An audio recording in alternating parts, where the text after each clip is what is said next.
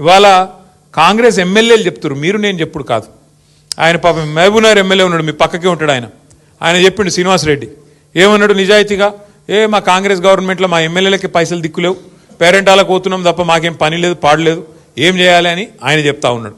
ఇంకొక ఎమ్మెల్యే చెప్పి ఏం చేసిండు, ఆయన ఎల్లారెడ్డి నియోజకవర్గ ఎమ్మెల్యే, కాంగ్రెస్ ఎమ్మెల్యే, ఆయన ఇక రేవంత్ రెడ్డి పైసలు ఇస్తలేడని చెప్పి నిధులు అభివృద్ధి కోసం సీదా ప్రపంచ బ్యాంకుకు ఉత్తరం రాసేసిండు.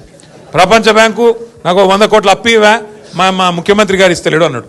కాబట్టి ఒకటి గుర్తుపెట్టుకోండి మీరు పక్క, కాంగ్రెస్ ఎక్కడ ఉంటుందో ప్రోగ్రెస్ అక్కడ ఉండదు. కాంగ్రెస్ ఉన్నంతకాలం ప్రోగ్రెస్ మర్చిపోవుడే. ఇంకో 2 ఏళ్ళు మనకు కష్టాలు తప్పయి.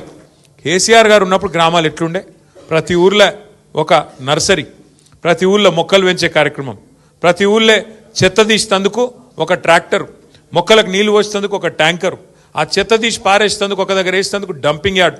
మనుషులు చచ్చిపోతే ఇదివరకు పొలాల కాడనో లేకపోతే వాక్ కాడనో చెరువు కాడనో దాన సంస్కారాలు చేసేది. కానీ కేసీఆర్ గారి ప్రభుత్వం వచ్చినాక వైకుంఠ ధామాలు ప్రతి ఊళ్ళో మనం కట్టుకున్నాం. అట్లే పిల్లలు ఆడుకునేందుకు ప్రతి ఊళ్ళో క్రీడా ప్రాంగణాలు, పెద్ద మనుషులు వాకింగ్కి పోదలుచుకుంటే ప్రతి ఊళ్ళో పల్లె ప్రకృతి వనాలు.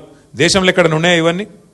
ఎక్కడ భారతదేశంలోని 28 రాష్ట్రాల్లో ఏ రాష్ట్రంలో ఈ పరిస్థితి లేదు.